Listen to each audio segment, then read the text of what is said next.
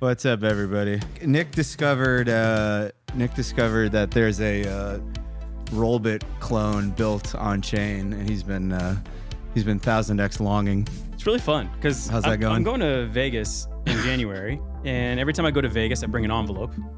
And the envelope is my amount that I'm going to gamble. Lose? No, not necessarily. Potentially. But if I lose, I only lose the envelope. Why do you bring an envelope? Well, because I need cash. But why like an envelope? Well, because it's enough cash and needs an envelope. You can't fit into a wallet. yeah. It's not a... What are you going to do? Put it in your wallet? George Costanza? You'd have like a nice like box, you know, just like... No, I like a low-key... Do they make that? Do they make a cash box? Unconspicuous envelope. Oh, yeah, Fake envelope. Nobody knows what's in the envelope. What do they call it? Handcuff a briefcase to yourself? Yeah. $7. Yeah, so anyway, I was like, well, I'm going to be gambling anyway. Probably have less games. So anyway, I bought this winner token you talked about on Irresponsibly Long. And I was like, well, I should probably use the protocol and use some of the apps on the protocol. So they have like a gambling like casino. You can play coin flip to roulette, whatever. And Coin flip, yes. Can you play blackjack, craps, stuff like that? No. But you Coming can. soon. You can play Plinko, I think. Hi, bud. Yeah, you can play blackjack, and then I think sports betting's coming, and then on another one there's like a DYDX, which is like, wow, blackjack exists though. That's awesome. Yeah, The big one's going to be the sports betting. it will. I cannot wait for sports betting. And then the safe mode in this dgen, what's it? Dgens.bet, is that what it I is? think it's dgen.bet. Dgens.bet? Anyway. Yeah, dgens.bet. So the safe mode is 100x, safe mode. and the dgen mode is 1000x. Wait, so you can't wager less than 100x? No. It's not what it's for. You go to other places for that.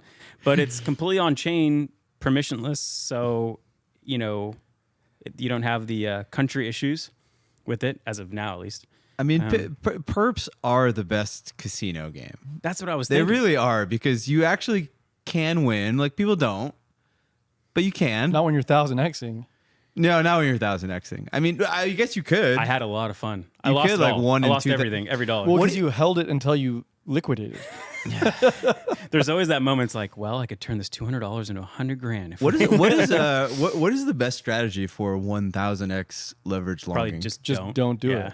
No, but if you had to, like, if You probably need your if Milo was particular kidnapped and the kidnappers were like, "I'll Yeah. give your dog back, Okay, but you so- need to profitably make a 1000." This is a question for you, actually. I'm going to want to turn it back to you. So you would go super low time frame on an ETH chart, and you would like look for an entry just like you do in NASDAQ on like NinjaTrader, and you would like find an entry setup, and you would just say like, here's what I'm taking. Not on 1000x, man. I think 1000x, the only way to do it is like it's breaking out and moving, and you just smash buy and hope it keeps moving, and then you get out like really quickly. I think if you try to buy on like support or something, you just 1000x is 0.1%, like 0.1%. Yeah, so $2 basically on the ETH chart. $2 you're liquidated. $2 liquidated. But goes up $2. You doubled your money. I think I think you could do like 200x. On the slider though, it doesn't feel so good. funny though that just because 1000x is available, you feel like you can't do 200x. Yeah. Like, if I gave you a 50x thing and then I was like, Nick, I'm gonna let you do 200x now, you'd be like, oh baby, you'd be so excited. But because there's 1000, you feel... Yeah. Well, we'll talk about more themes we want to play. Win sports betting. That is, I just want to be a user, to be honest. Yeah. I've got some stuff for you on that. Cool. Don't worry. So we're gonna talk about some updated Thematic investing in crypto. Yes, And it's been a while for us anyway, since we've kind of talked about like our kind of broad level themes and what we want to invest in at like a high level. And we're back, baby. So yeah, and then we'll talk a little bit about risk, maybe. a little bit about risk. Yeah. Embracing volatility. So anyway, officially, guys, welcome to the Alfalfa podcast presented by Zbotics. We are Armand Asadi, Eric Johansson, Steven Cesaro, Nick Urbani. Armand is out this week. This might be the last week in a long time he's out.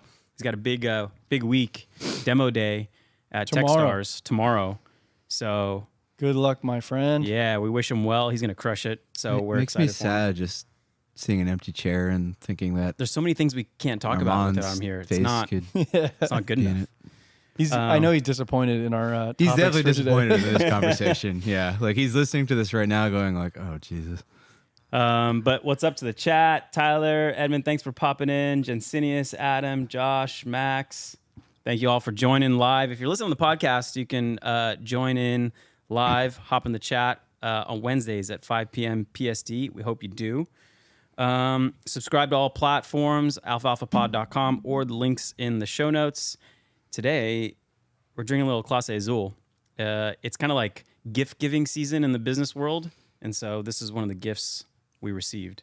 I heard you spent millions of dollars and they gave you one bottle of tequila. So congratulations. At first, you're like, wow, Some great a bottle rakeback. of tequila. It's amazing. And then you're like, wait a second. We spent like $2 million with you this year. It's almost better to just not send you anything.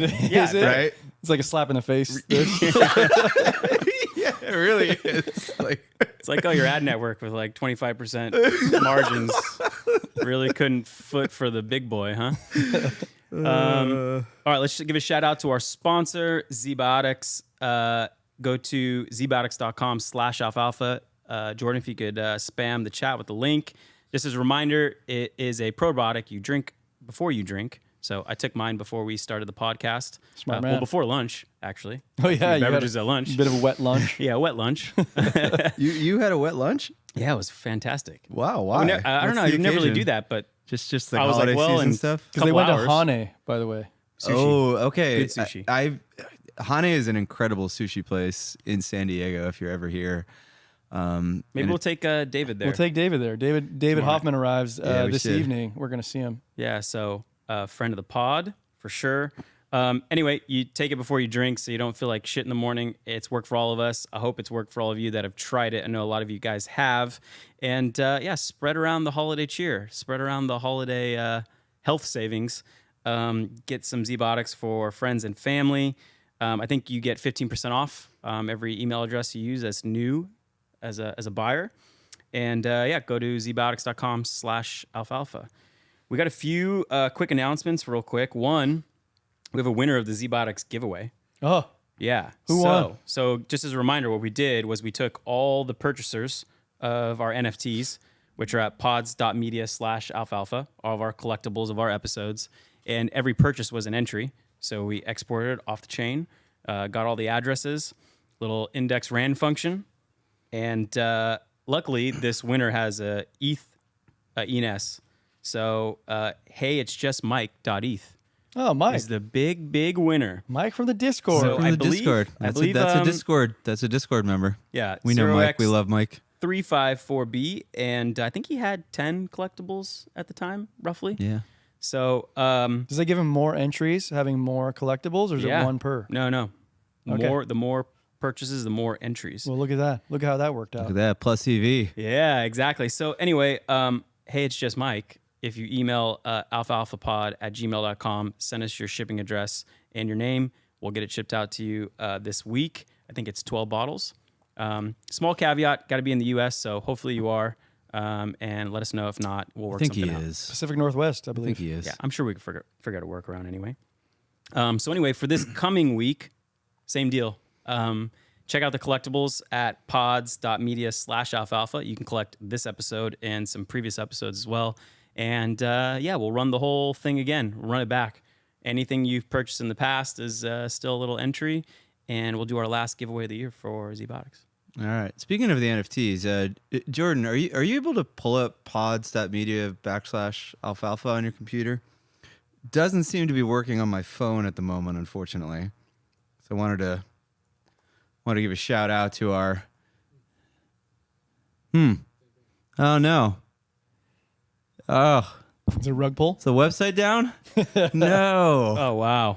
Ah, Lucas, help. Client-side exception has occurred. Yeah, I don't know if that's a client side thing. It's down everywhere. Oh, that's a bummer. Okay, well, Lucas, check Discord, Jordan. Small bug, sir. Wow, Lucas in the chat. Lucas is in the chat Wow, look here. at look at this. Wow, I've never had such faster response time. Look at this. Instantaneous. Look at this. Sir. Customer service is unbelievable. Oh, Lucas told man. me, he's like, hey, I have this business, but also, first, huge fan of the pod. So I think you've proven it over the years. Hell yeah. Okay, so we'll get that handled. You can check it out later. But I think what Steven was trying to do is give a shout out to everyone who collected. I was. I would also like to point out that this is not the fault of Pods.media. I'm getting word that we broke something. Oh, we did. Yeah, we did it. And by we, I mean me. Demand too it strong. was me. Oh, is that what you were doing on a little laptop over there earlier? Oh, okay. I guess I set the end date at the wrong time, and we just nuked the whole thing. All right. Well, Techno Kings at well it again. played, Techno Kings. Okay, Two well, hits.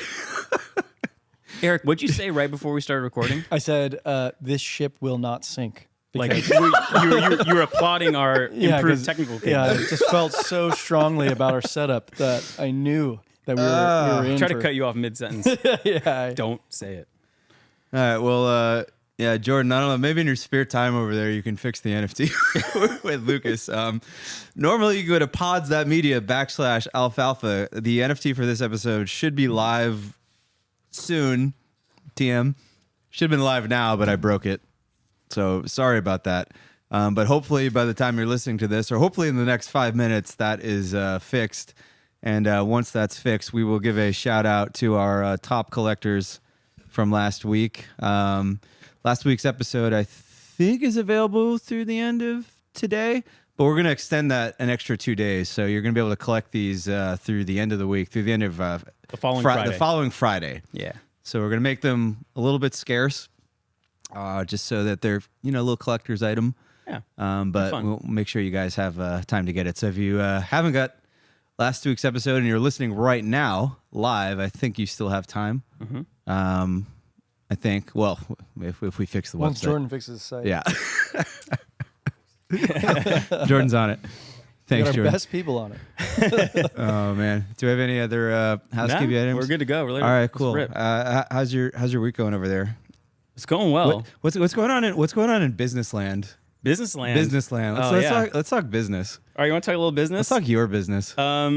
Few exciting things. So before I was playing Refresh on a little fun split test we got running.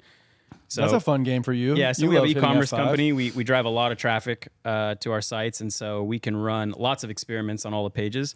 So we did a fun. I think you may have talked about PayPal stock in one of the previous irresponsibly long. Sure so did. He went long PayPal. We are So, long PayPal currently. This split test is a checkout page with PayPal and one without PayPal, and the initial results are chef's kiss. Okay, so what do your initial results say? Does PayPal matter? Yes. Definitely matters. Yes. So Steven loves this, by Let's the way. add. So Adding. Hold on. it's only at I the can't trade right now. You're gonna, TradFi. you're gonna go buy Such some bullshit. PayPal. so 95% confidence interval. We need to wait a little bit, but as of right now, the revenue per visitor to the checkout page, which is how we define the winner of the test, is 20% higher. And in our world, 20%. So Yeah. your demographic is geriatric. yeah, I guess. So you sell to just straight boomers. Yeah, so this is on one of our cleaning products. So yeah, that makes sense. But what's interesting is that the conversion rate is up by over 30%. And when you look at that cohort of the experiment variation, only like 20% of the people use PayPal to purchase. So that means there's a whole nother group that sees PayPal, Oh, it just brings validity to your page. credibility, and just uses their credit card. Oh, that's Pretty why cool. when I go to some of these like scammy pages, they have like 19,000 different like badges of course. everything. Verified, trusted, Oprah loves us. It's like just badges everywhere. That's how you know it's a scam. That's how I know. That's how I know it's a scam. But apparently, that's how Nick's consumers know that it's like it's a trustworthy product. Yeah, so PayPal works. The conversion rate's up 30%. The average order value is a little lower. So it equals out to like a 20% improvement. And in our business, if we can spend the same, call it millions of dollars a month in ad spend and make 20% more revenue from it, should be good. That is huge. There's other consequences of it. So your money goes through the PayPal pipes. And this is my biggest gripe about PayPal is it's not like process money goes from the customer's bank to your bank and you have the money. PayPal holds on to it for a bit, and they've been known to hold all the money. And it's like arbitrary, right? Like how they decide to hold it, or for how long, or for how much. Yeah, it's probably mostly AI based or rules based, let's just say. And they can hold all your money, and they can decide to keep it for 6 months if they want. That's okay. Businesses don't actually need cash, do they? Yeah. So anyway, it is a little risky to put all of it on there, but we'll do it slowly over time and test every site that we have and roll it out. But those are really fucking exciting. Big numbers. Yeah, they're cool. So anyway, that's what's been going on. And then it's December, so I know like for investors, you want to do your tax loss harvesting. We kind of do that as a business. So right now, anytime you're a cash-based tax filer, you have the opportunity to prepay as much as you can by the end of the year to reduce your taxable income. So we have things that we for sure know will pay in January and February. It could be fulfillment and shipping bills, could be ad spend, a whole host of things. And so we're trying to safely prepay all of our January and February expenses in December without going bankrupt. So I'm going to try to take our bank account as low as it possibly can to reduce both taxable income. And a good example is, let's say there's a bill on January 5th that's $100,000. Well, if we pay it on December 31st, we save, call it $35,000. So you want to pay as much as possible before the end of the year. So New Year's Eve or whatever's the Friday before New Year's, I told the accounting team, like, you're on call, because I will tell you the amount we need to wire, when we need to wire it. And you guys are going to run lean. I'm going to take it as low as possible. And hopefully we can reduce our taxable income as much, because, I mean, yeah, every $1,000 you're able to spend, it's like saving $300 that you're going to have to send out next April. And that could be used for operating capital to grow the business further. And I'm pretty sure we can get a better ROI than the IRS and the United States government. They would just let us hold on to it for a little longer. We could probably make them more tax money. I wonder how many people do this in their investment portfolios. Like tax loss harvesting. Yeah, I mean, it's not exactly the same, but yeah, I mean, I'm doing it. I noticed I had a bunch of NFTs that are worthless. Most of them are worthless. Things I didn't spend much on, but instead of trying to sell them, I just sent them to the burn address, and I saw my crypto tax calculator thing. It lowered the taxable income. So playing a lot of that. Realized gains. Well, yeah, because as I'm converting the Bitcoin to ETH, those are some bigger gains. It's a taxable event. Yeah. So I'm trying to find any little bit of like losses and sell them, so I could take the L and match them up against converting Bitcoin to ETH. So, yeah. Anyway, that's what's going on in business world. Ugh. Exciting to you a little bit? A little bit. It makes me sad for the tax system. Like clearly, this is how you would design a system from scratch. Or like, where this is the behavior. Well, most companies, encourages. like I guess most small businesses are on cash basis. But if you're on accrual basis, then it doesn't matter. Like whenever the revenue hits your books is when it's taxable. So like, even though you could prepay your January expenses in December, it doesn't matter. You book it in January, so you can't write off against your taxes. And switching back and forth is kind of a whole to do, and violating the accrual rules are a big no. Did we talk last week with Charlie Munger about like C's candy? I don't think we talked about that one in particular, but they always talk about it. Like they love talking about that. It's such a fun. They just go completely into the cash at the end of every year. Yeah. What? Yeah, it's like C's candy. Apparently, they just go like a 9-year-old could audit the company. They just go into cash. That's not possible. That's they have inventory. Look, take it up with Charlie. Well, you can't anymore, but take it up with Charlie's estate. R.I.P. too soon. I know. So sorry, Charlie. Yeah, I mean, like we at the same time we have to stack up inventory because Chinese New Year's in February. So at the same time we're trying to. Oh God, I used to hate that. You're like, okay, I got to order all this stuff for the new year, because for us, like we used to get wrecked during the holiday season because we were entirely dependent on spending money on ads, which I think is what you do. Yep. And then ads cost $1 billion around December. So it's like you just go play golf, basically. It's a pretty popular gift in China, cleaning products to your wife. So yeah, I mean that's a good point. Like the guys who are spending a lot in ad spend, you get a lot of talk on Twitter about those guys, doing well during holiday season. I'm like, if I could just chill, and then right around December 23rd, all the ad rates drop, and usually like the first day of January, the first week, the first even month, it is just the highest ROI spend you can have if you have these non-seasonal type products to sell. So anyway, that's what we're focused on, is like getting as much inventory as possible now, getting everything nice and tight before our busy season, which will start the last week in December, while also draining the bank account as much as possible. So it's a fun little game to play. Love it. Yeah, I've been Very opposite from the 1000x degen bets. This is like hopefully I very love that you have calculated. these two sides to you. There's the man who comes into work with his, well, you don't wear a suit. No. You just wear a t-shirt. Yes. A white t-shirt today. Yeah, white t-shirt. You just no wear black. white or black t-shirts, huh? Do you have Yeah, that is his suit. Do you have like 900 black t-shirts in your closet? There's a lot.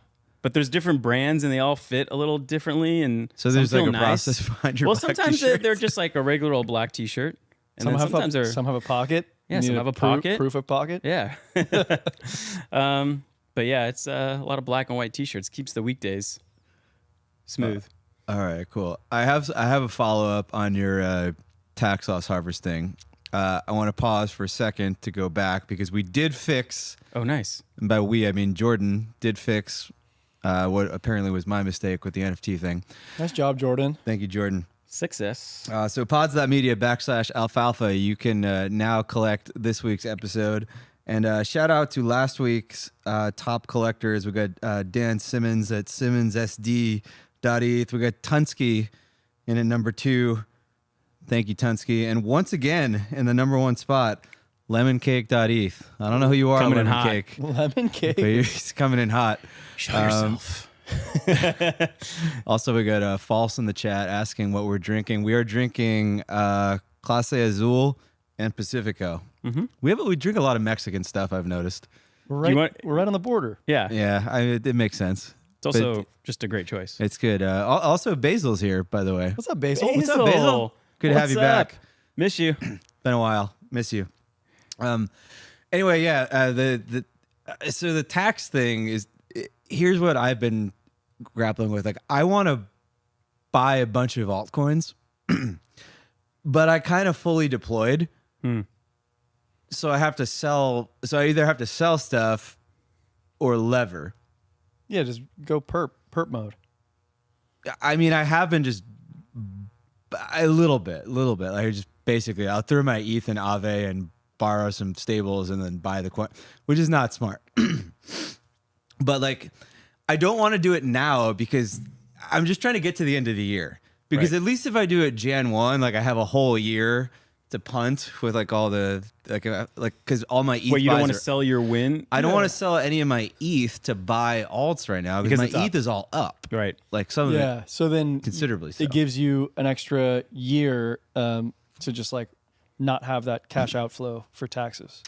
Yes. Yeah, I get that. Yes. Has anyone seen any like trends when you have an up year in the stock market, in the first week of January comes? We kind of saw this in early 2022 when 2021 was a massive up year and we just started out down only because maybe there was people just itching to take their gains, but do Right. it in the new year. Well, it's kind of goes counter to what we typically see in TradFi, which is this, like they call it the January effect, where people like actually do their tax loss selling in December before the new year, and then in January they buy it back. But I think like when you're because of the in TradFi, you have a 30-day wait period. Is that right? Before you can buy them back? there is a 30-day wait period, Yeah. but like I don't think that's even really what it is. I think you're just like, if you have losers, you just want to sell them against your winners. But like the January effect is that in the month of January, the stock market is outperforming, over a 80-year period or something. It's like because of those buybacks. Because of the buybacks. Is that? Do you know if that's true in like a very up year? No, Okay. I actually haven't studied that, but I think you make a good point. Like in an up year, it sounds like it should be inverted, really. Yeah, like our buddy in the office here, he had some options that were in the plus, and I'm like, do you think you can wait 25 more days because then you won't have to pay the taxes until 18 months out, and yeah, you kind of have to make that decision. I imagine most people are kind of going through similar thought process. Anyway, Yeah. So speaking of altcoins and everything, the other thing I'm wrestling with right now is the only thing I really have to sell is, I mean, I have Bitcoin, fortunately. Otherwise, I'd be on suicide watch. ETH just staying still and everything else pumping. What I did, thankfully, was like, I don't want to buy a lot of Bitcoin, but I'm going to buy a wrapped Bitcoin, which is like Bitcoin that lives on Ethereum. And then I'm going to put it in a maker vault that lets me like leverage it so it like actually does something. So I basically have like 30% levered Bitcoin in my portfolio. So that's been doing great. And it's been making me like feel sane, like as like ETH is like, come on, do something. But if I take a step back and think about like, okay, what was the plan going into this? Going into this, there was the idea of ETH seasonality, January. right? Ethuary, as Ben Cohen probably coined it. ETH is not coming home, Ben. It's not coming home. It's not fucking coming home. God. By coming home, he meant going to about $500. Yeah. But he did call the ETH BTC ratio pretty well So far. I mean, it's been going down, and he's like, look, it's going down. Like, no shit. No shit, Sherlock. Come on. I sense some feelings. You want to get him out now, or you could lay down on the couch there and we could talk about it? It's fine. Okay. You want to have some balls, Ben? You do what I did. You go to the bottom here. You go, this is the bottom, and then you buy, okay? When it looks terrible. When everybody else is like, it's dead, you buy there, and then you can do something. Don't like post chart going down and be like, look how chart goes down. Wow. Unbelievable. Anyway, that was the thesis coming in. And this does happen every time. Like if you pull up a chart of Ethereum and you look at like November, December, and January, you will sort of notice that there's this trend of ETH getting wrecked in the fall, and then like if you like condense the returns of ETH to like I would bet that like 70% of the returns of ETH come in like January and February. It's like unbelievable. That'd be It's sweet. So condensed. It just does nothing like the rest of the It's year. a late bloomer in the beginning of a bull cycle, always. Or at least Yeah, and like we always talk about it, it's like so funny. This is I don't even, what is this, my fourth cycle now? Third cycle? I don't know. I can't even keep track. But the same thing happens every time, right? If it's a good cycle, Bitcoin leads with spot, ideally, not people just degenerating futures and perps and whatever derivatives, but spot.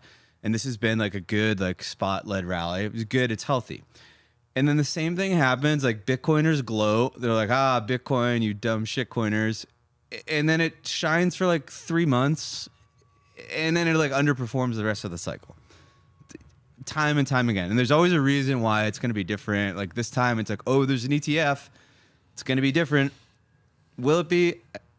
I don't know. Probably not. I would argue probably not. Like Bitcoin probably gets ruined by a bunch of alts. Hang on. So just so I'm clear, because I didn't get into crypto as early as you guys did, right? I started in 2019, and when I saw Bitcoin do what you're describing, like, it wasn't like game over. Like when the rotation happens, it's not like game over for Bitcoin either, right? Like it grinds higher as like alts moon, right?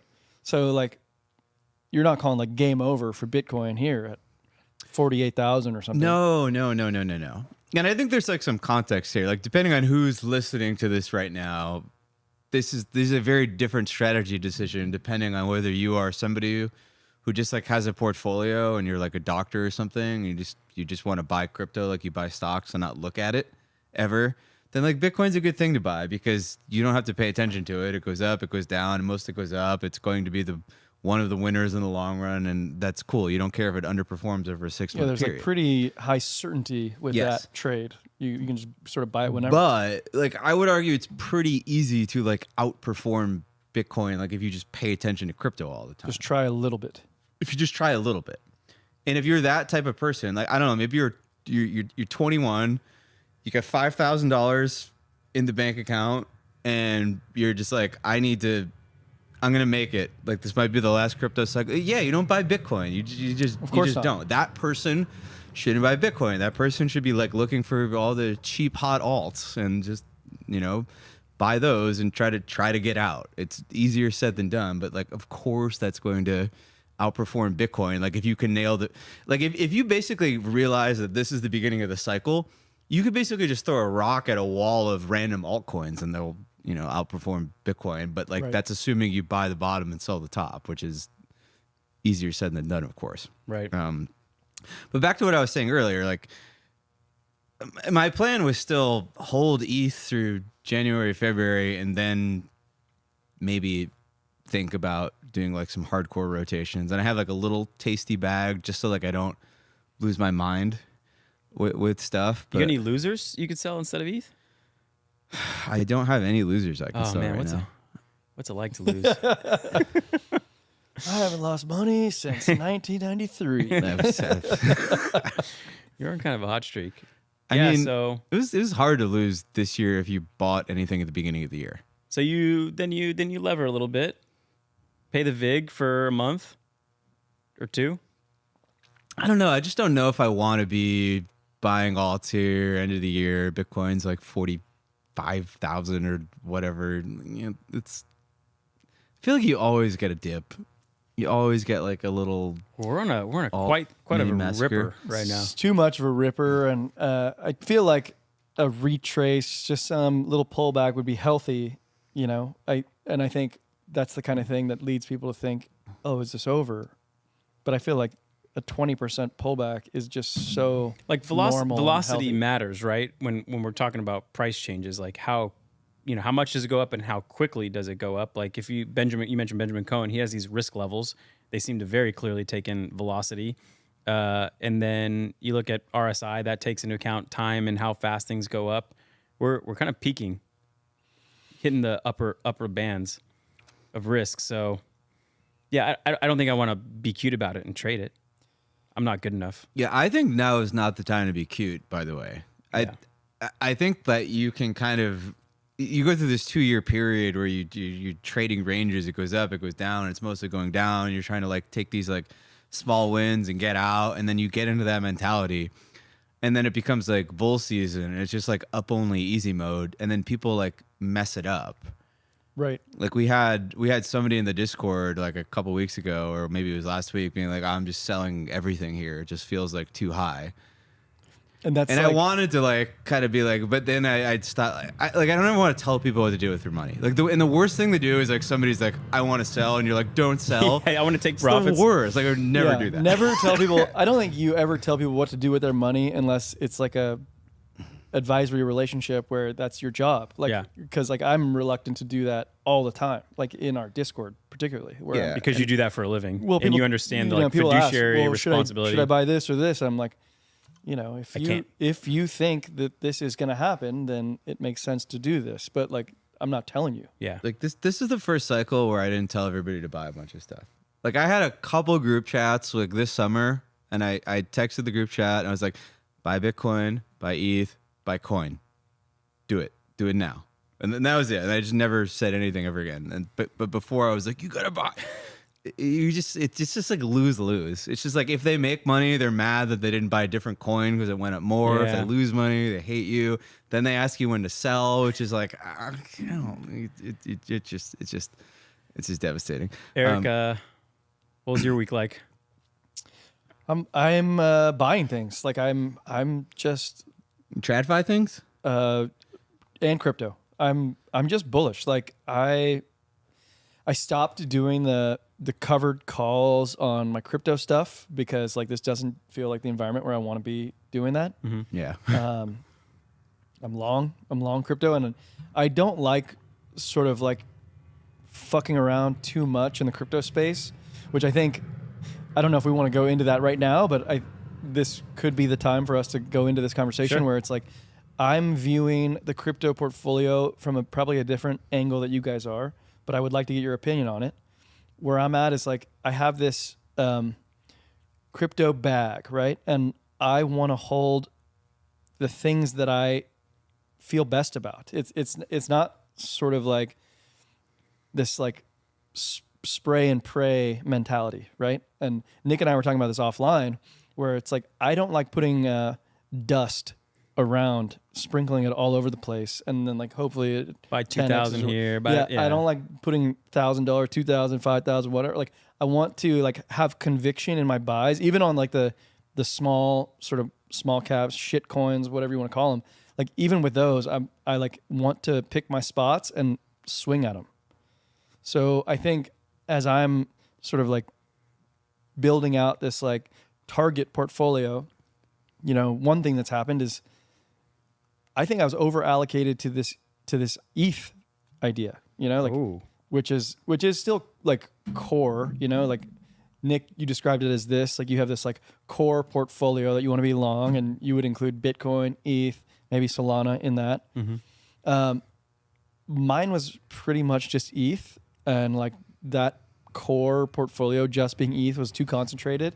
And I want to expand the core to include sort of other blue chippy things that I believe in that are like making money, kind of like blue chip DeFi, some stuff that I like, that I still consider like core, that I'm like okay allocating 8% of a portfolio to, between 5 and 10% to, that I do think can make money. Okay.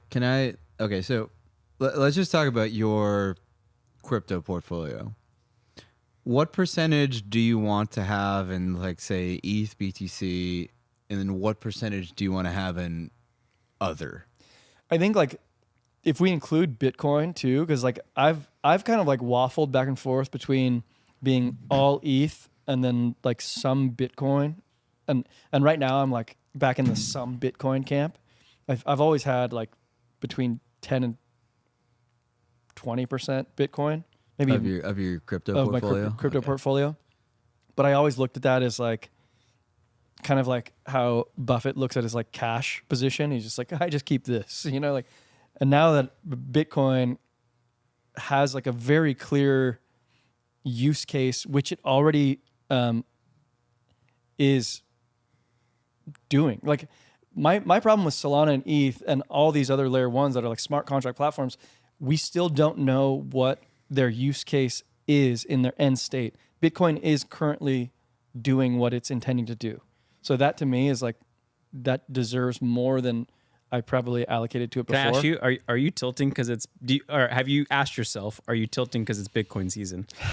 Like possibly, like when price goes, it does cause you to like reconsider your thesis. And I think perhaps That you're okay. It's a possibility that you could be tilting slightly because it's okay. So everyone's like, talking about it. I remember, like prior to our 2019 sit downs that we described on Bankless, where we like, you guys taught me about crypto and stuff. I had friends who were like Bitcoiners, and they were like telling me, you got to just buy Bitcoin, whatever. And this was back in like 2015, 16, 17. And I'm like rejecting all of it. But I do think that even at that time, I was thinking like, all right, well, even if that is true, I can see Bitcoin going to 150K or wherever it goes. Like at like during that time, I was thinking, well, I can make more money elsewhere. But now I'm in a place where I don't actually like want to make the most money. I want to just sort of like glide. Easy street? I just kind of want to glide and ride this wave as it comes without like having to paddle too hard, I suppose. Because just like you guys said, you said it yourself a second ago, like you don't want to pussyfoot around too much and overtrade this thing and get too cute, because like when this goes, it goes. And, I want to be exposed to it, but without blundering, like it's so easy to just blunder your way around. Yeah. Nick, what do you think about There's these two approaches, right? The Right. one approach is like, I want to have conviction. I want to go all in on like two things. And then the other approach is like, I want to scatter my money like dust in the wind across Yeah. many. So I think like the Cheap spectrum is hot going to be alts and- Eric is at one spectrum, you're at the other, and I'm probably somewhere in the middle. And it's funny because Is that what you think? Is that what you think I am? I think so. I think so. I think I have evidence to prove it. But you have 4 cycles under your. This will be your 4th. This will be my 3rd. This will be your 2nd, Eric, cycle, I believe. Yeah. Yeah. So I think like maybe there's something to that. I don't know. But I do understand that when you are in that bull, you might have a lot more volatility, but there is some outsized returns. I think I'm more in the 70-30 camp. I want 70% in Bitcoin, ETH mostly. And then the rest of the 30% in some themes.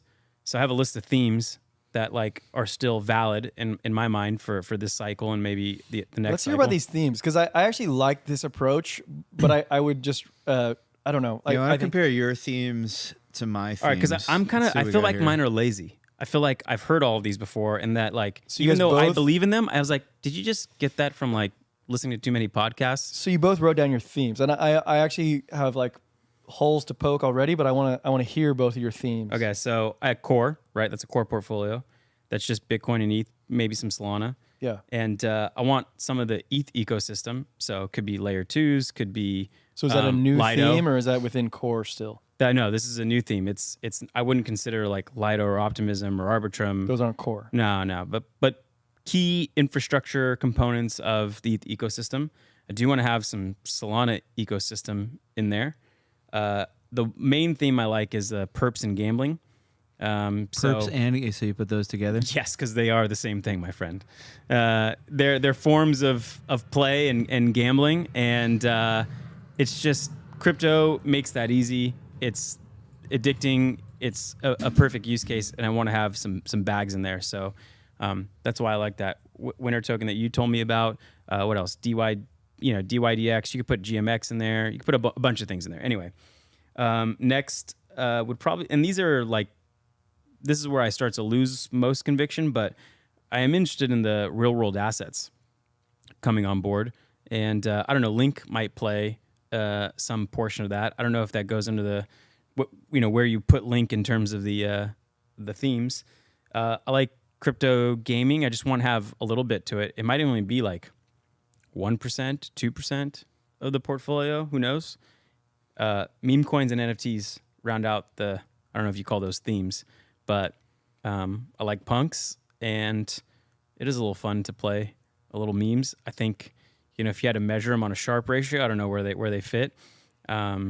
Really good when they're pumping. Yeah, exactly. So hold them before, not when they pump, and hopefully, at some point in the cycle, each one kind of has its own little narrative and run, and sell it when everyone's frenzied over it, and go from there. What's Okay, your? So I have all thematic those list? themes. I think you're missing some huge ones. Okay, hit me. I didn't hear any AI.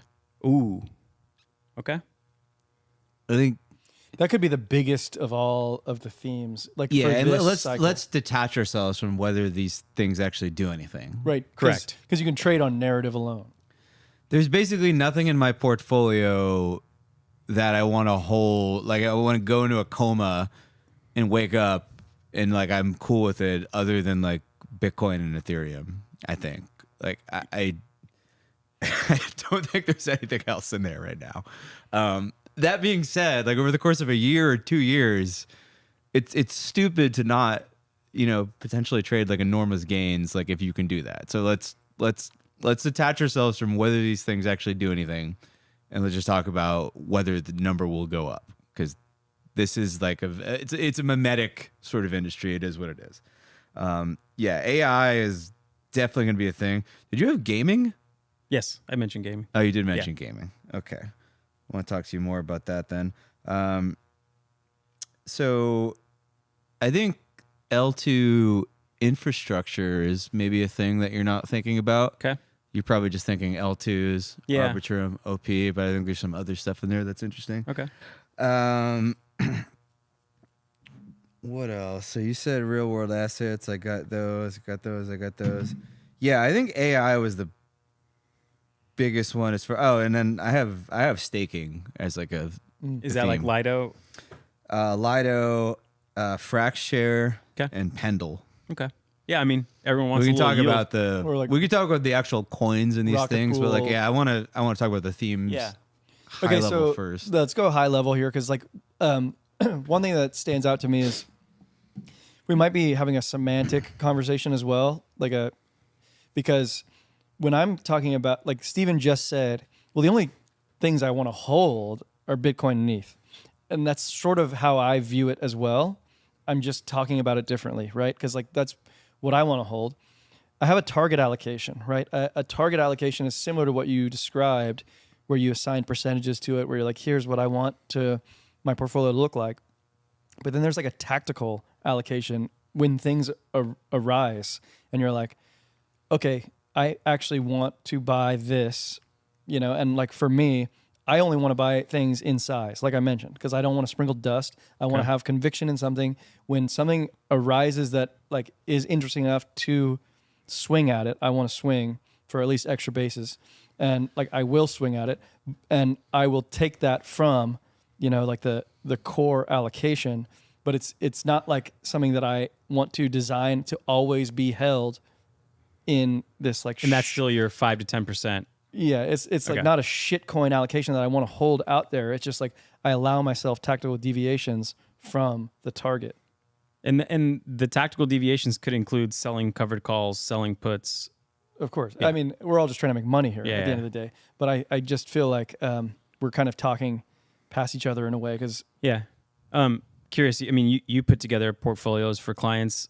Is this what about this framework? Like, we have the ones we really believe in, but then we want to play some themes over the next like couple of years. Is that sound portfolio construction? But there's no valuations really going on or anything like that. It's I don't like it because like it sort of instructs you to then like find things at all times. Be like, okay, so I have this empty bucket of 10% that should be an AI, and I have nothing, and it tells you to be like, okay, let's go deploy that when there might not be a good opportunity, right? So for me, it's like I just want to have this core portfolio that I believe in, and then have sort of other ones that I also believe in that I want to swing at, and then allow myself the freedom to wander. Yeah, so Steven, I think you're a little different because we were doing our content planning meeting yesterday, and in 7 minutes, Steven rattled off like 15, 20 coins that I don't know if you have investments in all these, but like you were clearly tracking them, and you're like, I gotta go. I'm invested in a lot of stuff. I am not invested in a lot of stuff with a large position. And I have like a totally different approach to Eric. Like I definitely do spray and pray, but a huge percentage of the reason that I spray and pray isn't because I'm trying to like buy lotto tickets. It's a combination of two things. It's one, I want to have skin in the game, because if I have an idea and I don't put skin in the game, then I've realized I'll never look at it. And then 6 months later, like I hate myself. Right. And then the other thing is like purely psychological. I'm just buying FOMO insurance. Like I can buy like 0.05% of my portfolio in some random alt that I don't necessarily believe in, but I know it's going to freaking pump. And then when it pumps, like I just feel fine. I feel fine. And that reduction of psychological pain is worth so much more than even the money that the position makes. It's just like horrible having crippling FOMO all the time.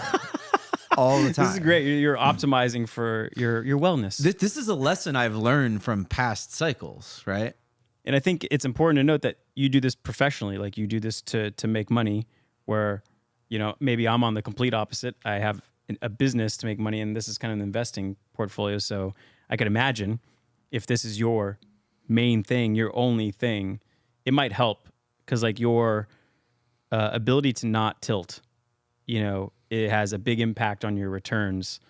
And I can imagine it can go down a slippery slope. So your insurance sounds cheap now, if you put it that way.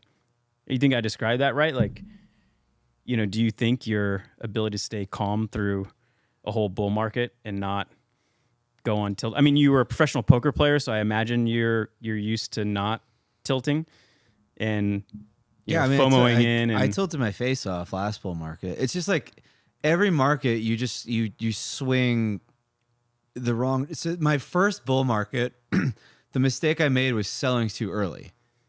I had a bunch of Bitcoin and it like 3x, and I sold it, and it like 30x, right? And then it felt like a moron. And then the next cycle, I held too long, and I bought too much stuff, right? And then the cycle after that, I was like, okay, well, Bitcoin's not necessarily a thing. I like these alts, but I'm going to have these narratives, and I'm going to be so focused on value investing and doing stuff that, and then meanwhile, and then I realized like all this trash like pumps, and then I had like crippling FOMO for years and made a lot of money, but like just like hated my life for a bit because of that. And now I'm like, I've like sort of embraced like the idea that this space is kind of stupid, and the more people hate stuff, the more it goes up. And like, there's not, try not to like attach too much reason to things, and try to like hedge myself both financially and psychologically against that. Like my Solana position, which is not big enough yet, but will probably get bigger. Like, and that's like another story, but I'm a little iffy on that narrative at the moment. But it's partially like just like I should hedge, right? Like if I'm wrong about my main thesis and I don't have that hedge, like I could just completely blow up my entire portfolio, right? But it's also just a recognition of like, oh, this is like a good meme. And that's like what I think Solana is at the moment. I think it's like a good meme. It's a good meme, and memes are good in crypto. I see the mimetic value. I see why it will work. I see why people will buy it. I see why the coin will go up. I absolutely agree. But I'm not like, I don't have any delusions about what it is. I think there's immense wisdom that you've gained, right? Like you're like combining your education with experience, and that's what wisdom is. And I think what you're talking is wisdom. And I think one thing that I want to take from you is like sprinkle a little dust just to quell the FOMO. Like I've been doing this a long time. I don't really like get a lot of FOMO, but I do see what you're saying. But I also like to, call shots and take fun sort of gambles as well. Like I see the mimetic value as well. I'm not saying I don't do it. I'm just saying that like my style is different. Like I'm more selective, and then I go harder, Can you define in percentage terms of portfolio, like what is a big swing? Like, is 1% dust, or is like, dude, you need to 1% is dust to me. Like I want to be like 5% when I'm swinging. Okay. minimum, and where it's maybe like, that's where you start. And that's like to me a significant dollar amount that feels good. Like I feel like, okay, I'm in this now, and I care. Like on a 1%, you lose all of it, and you're like, I don't even care. Fuck it. That's why you go 1,000x. Jordan, I heard a ding. Tom Nom Noms donated $69.42. Said y'all are great. Thanks for the hospitality. No, Tom Nom. Wait, how many Nom Noms are there? I think Tom there's Nom 3. Nom. Yeah. Tom Nom Nom, right? Tom Nom Nom. Tom Nom Nom. Yeah. So shout out to Tom. We hung out with him in San Diego. He was in town for. We had a great evening with Tom Nom. Yep. Went out to a few bars, hung out. Great dude. Loved him a lot. Yeah, Tom, you're awesome. Yeah. Had a great time. And yeah, thank you, sir, for supporting. Thanks, as buddy. always. Hope we get to see you again soon. Yeah. Okay, I want to ask, is there anything at this point where you've taken a step back and been like, oh, I think I was wrong about that? I know, Eric, you mentioned you were wrong in having too much ETH. Yeah. Is there anything that you I guess we're still at the start of the cycle, but in the bear market, you were like, I'm going to do this, and now you're taking a step back, seeing what's going on, and saying, I have to change this plan. So I've gone from on a certain thing, I feel very right about this to very wrong, but then maybe even changing my mind. So I still have quite a bit of cash to deploy, and I think I mentioned this in a past podcast that like usually I keep like 6 months of living expenses, and I freak out if there's anything more than that. I always wanted it deployed. Like as soon as there was extra there, I was like, okay, where am I gonna invest this? And throughout the last 2 years, I've had a significant more than that. And I realized it had a really good effect on me emotionally. Like I felt calmer.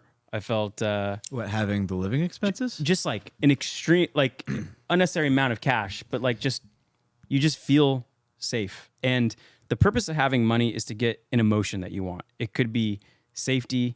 It could be excitement, freedom, like whatever you want to feel. Like you should figure out what the emotion you want from money you Damn, earn that's deep. is. I have it's so funny you say that because like, oh, I have $0 in my bank account like at all times. Like I miss credit card bills all the time because I have no like if I have cash sitting in my checking account, I'm just like this. I could be buying calls and something. Well, because like this. I think like And like so at the end of the month, I'm always like, oh shit, and I like racing the cash money out of like Interactive Brokers or something. because I think that what Nick's describing is a good framework for most people, but I don't think that's like I don't think Yeah, no, people should not do what I do. right, but You shouldn't do what you do. I shouldn't do what I Okay, do. just to be yeah. clear. But I also think that if you're like describing money in the way that like Nobel laureates like Markowitz, who described like efficient markets and stuff, he was saying that every investor is like a utility maximizer and they're going to do whatever they can to make the best risk adjusted returns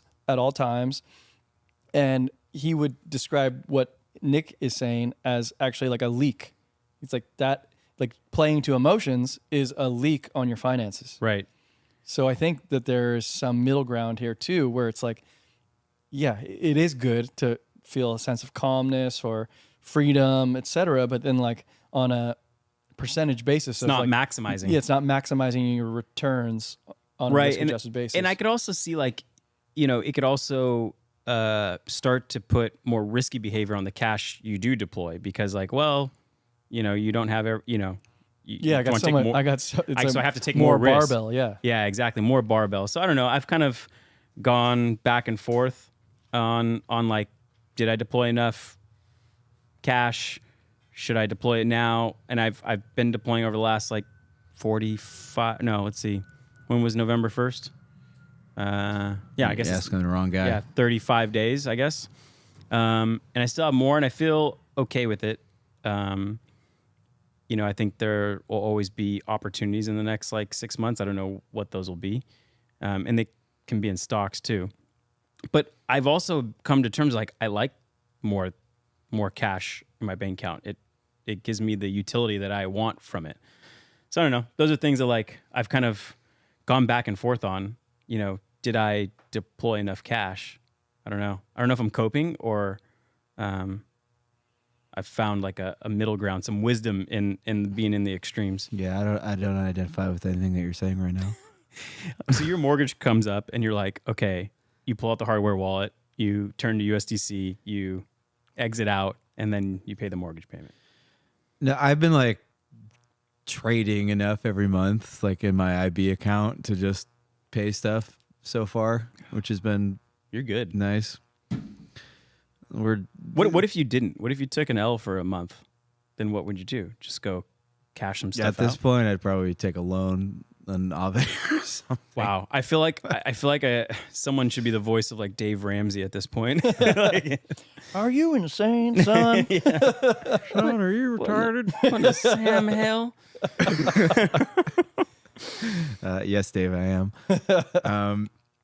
Okay, let me ask you some random rapid fire questions about your portfolio. What is the stupidest thing that you currently own or want to buy? Oh fuck. Well, this winter token could be the dumbest thing I own. Like it's a sub $20 million. That's the dumbest thing you own, man. Yeah, I mean, I don't think. I'm asking the wrong person this Yeah, question. you are, and you're probably not going to get this. Probably from not going to him. get a good answer out of you either. Well, You're like Solana. no, I'm like, frankly, in the crypto game, like I've been in sort of the Goldilocks zone because I think the things that have worked the most have been sort of crypto associated stocks. I think that has actually been sort of like the best place to be. You look at like Coinbase and a lot of the things we've called. So I've actually acted on a lot of those sort of like in my world, crazy impulses, and I've gone long with leverage, via options, and it's kind of just been working. I own some looks that's felt pretty stupid because it just was like carryover from last cycle, and it was in a wallet. I forgot about. What's Looks doing right now? I bet it's probably a good trade right now. It's probably doing some catch up thing with Blur. Yeah, I don't know. I bet you if I pull up the chart, it's probably up like bigly.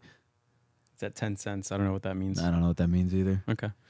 I tried the long at What once about this you? year. I mean, didn't work. What is the dumbest thing you hold? Like you think you hold dumb things? I think the dumbest thing. I literally hold Astro Pepe X. Yeah, dumb. Yeah, that's pretty fucking dumb. But there's probably gonna be a moment where it's gonna be brilliant. Yeah. It'll probably last for 2 weeks. I think it's got good meme value. It's like a good intersection to me of like AI in memes.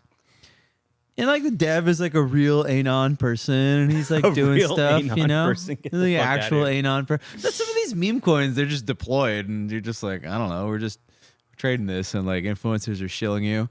So it had like a bit of a pure beginning to me, which I like. I do own municipal bonds. Would you call that dumb? Yeah, that's really stupid. Why would you own bonds? Like that's Tax free, baby. Yeah, tax no, free. you win. That's the dumbest thing. What coin are you like most bullish on? Then? Like what do you think? Like if I told you had to put 5% of your net worth in something, And something stupid. and it has to go up a lot, but like on a risk adjusted basis, Yeah. right? You can't just. Synthetics. Yeah. Oh, I like that. So Me too. I'll tell you the reason I like it. It's been around for a long time. It's actually producing revenue. Let's call it revenue. And it's in the theme I like, which is perps and gambling. It's a protocol that could have 1,000 interfaces. And it seems like there's a lot of activity around it. There's proposals like an being made about it. L2 thing going on for Yeah, it. yeah. So It's if a bit I of had to say, it's a bit of a platform as well. Like people can like tie into the SUSD platform, and I really like synthetics. I'm an owner as well. I just like things that make money. right. So yeah, I don't hold a lot of it right now, but yeah, maybe after giving you that answer, I think there's an additional silo that I would like to consider in this cycle, which is like protocols that have a token that share protocol revenue, but like, or have the ability to share protocol revenue, but maybe don't yet, like the fee switch sort So of. if I throw Uniswap out there, it's Yeah, the largest decentralized exchange. I think Uniswap will be incredibly valuable at some point. I don't even want to put a time frame on it. At some point, Uniswap token will be incredibly valuable, and we're all going to look around and be like, "Holy shit, that was an obvious trade." Okay. But I put synthetics, Maker, like a lot of things in this bucket, like things that are useful that people use and makes money. Okay. What about you? I love you guys. You're so practical. Take me out on the risk curve, baby. Walk me over. Hold my hand. If I had to buy one coin, it'd be pretty close. There's I think it'd probably Blur I own that one too. or Immutable X. I own that one too. I think. What the fuck? Dust or what? I hate. No, I bought Immutable X last cycle. Okay. And I just fucking held on to Okay. it. I hate Immutable X. I hate that it's in there. I just won't sell it. But If we could pivot to the gaming thesis for a second, I think one of the problems with investing in gaming is it's like kind of like NFTs. It's less bad than NFTs, but it's still kind of bad. Like what do? You invest in games. You got to like keep track of all these games, and it's just an impossible space. So like my portfolio is very optimized for like peace of mind, and like I need like a 5x or a 10x. I don't need like a 1000x or a 100x or something. Can I ask you real quick? Do you believe in crypto gaming as a real world application? There will be millions of users on it. They will love it, whether they know it's crypto or not. Yes. Okay. Yeah, I do actually. And I think gaming and NFTs, they just follow this pattern of this thing that is like going to be a thing, and it burned too bright too fast, and it wrecked people, and people hate it, and it just completely died, right? Those are often very good things to invest in, like the second time around. I agree. That is obvious to me.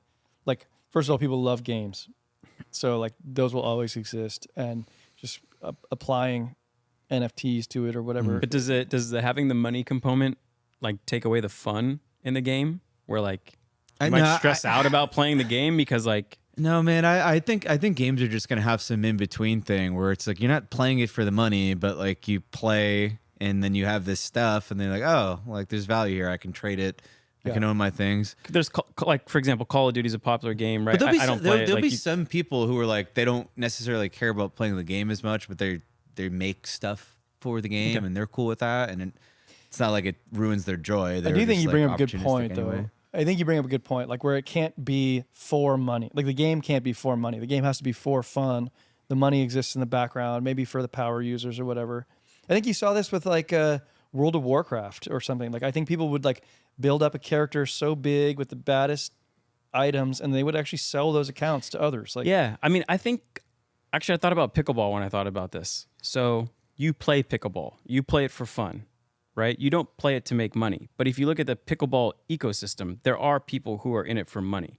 Like the landowner who puts the pickleball court, the person who sells the pickleball paddles. Like there's a whole ecosystem there. And I imagine that's what it might be like. Some people are in it for making money. They're making items, they're arbitraging, they're doing these things. And there will be people, you know, at different parts of the ecosystem. And then the majority of people might just play for fun. Yeah.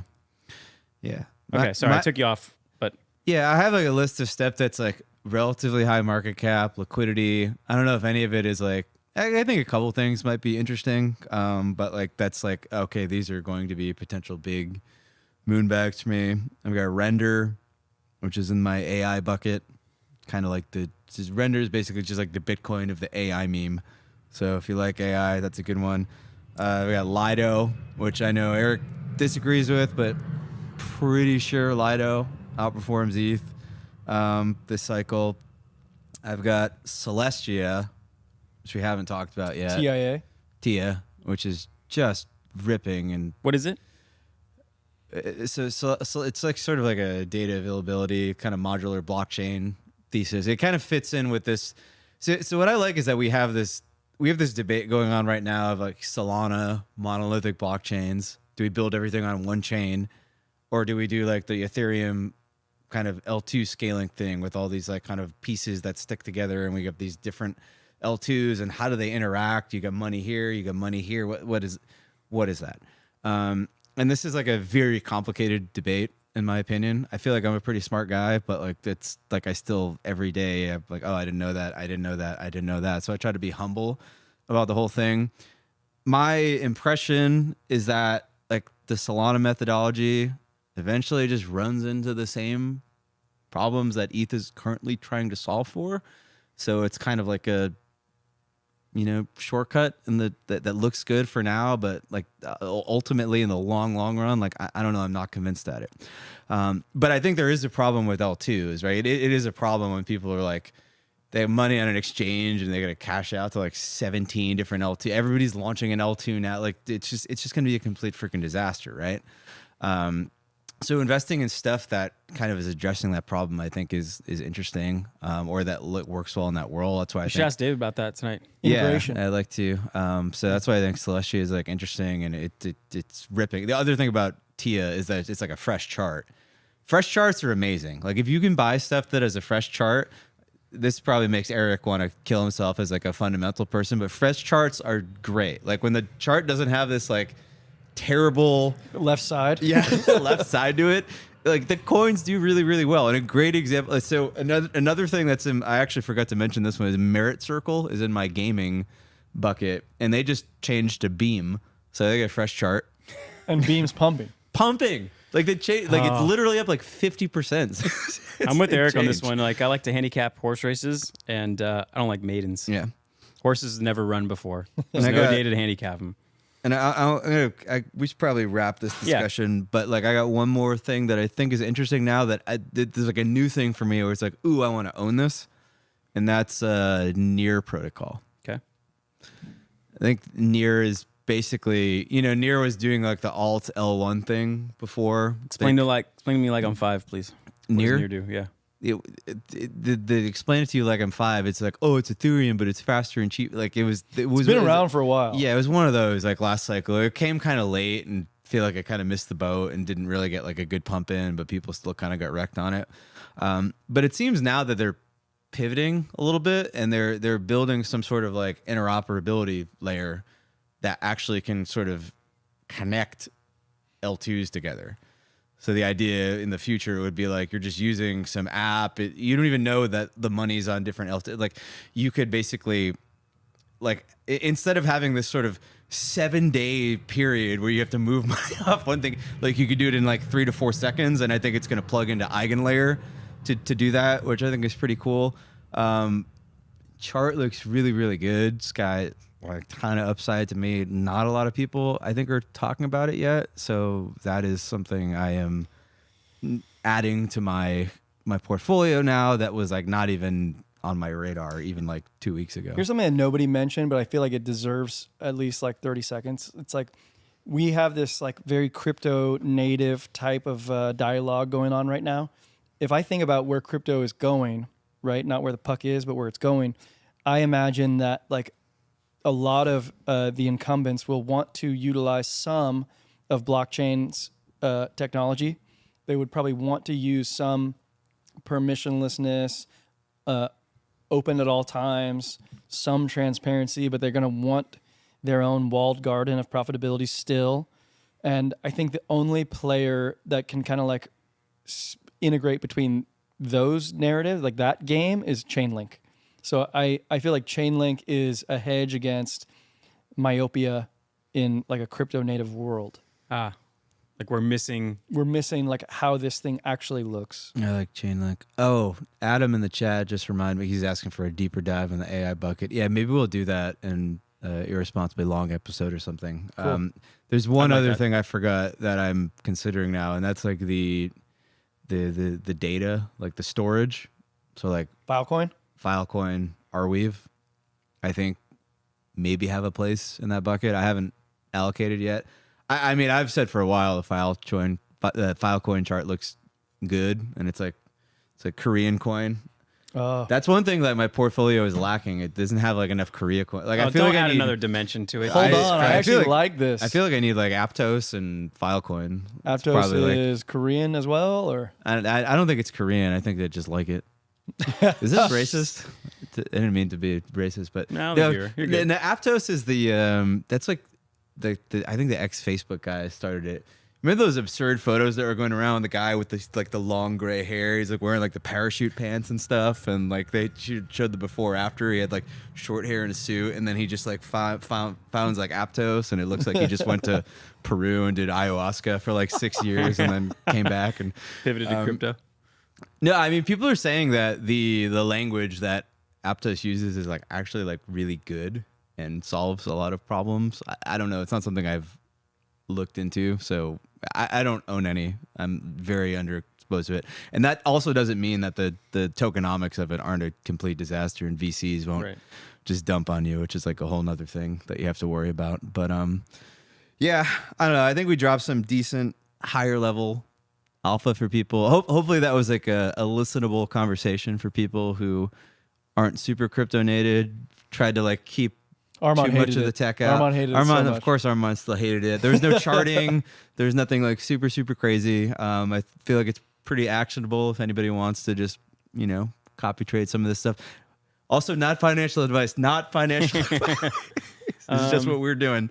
Yeah, no, I'd That's be what curious we're to hear doing. people if they like more in-depth crypto or not. Yeah, just curious if they like it. But I like discussing the themes because I think a lot of people who are not into it want to just understand like what are the use cases. And We Yeah. didn't talk about any of that. no, talk about how to make money.